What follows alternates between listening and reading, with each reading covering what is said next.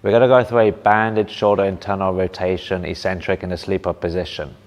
So what I've done is I've attached a band to the bottom of the post, and I'm going to go onto my side.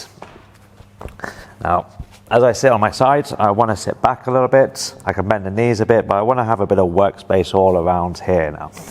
So in terms of setting up, you've got quite a few variables you can play with. Okay, generally the sort of sleeper position will be elbow around shoulder height, but you can work in different angles. So you could be working here, further down, further up. You could even be very specific in terms of how you angle yourself against the band to change how the band is pulling you eccentrically into internal rotation. So to give you an example of how I do the exercise, okay, is first off is I'll set myself up where I want my elbow to be, and then from here I will take the band with the other hand and feed it. So I'll bring my arm into this position, and then I'll slowly release tension on the band and then slowly control the eccentric. So this is an exercise in which you can control the intensity by how much tension you take from the band. Okay, so I can move further back to create more tension.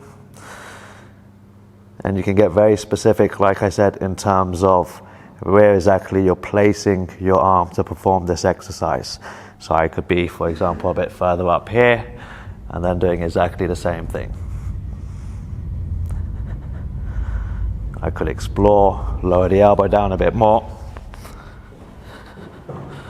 and then work from here. Other variables you can explore is how you're holding the band, in what position you have your elbow, so maybe going from neutral to pronated or even supinated.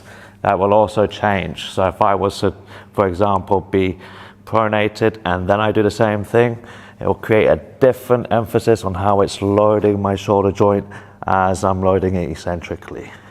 The same, if I was to go supinated, this will feel very different in terms of how it loads my shoulder joint. So feel free to explore all the variables with this particular setup.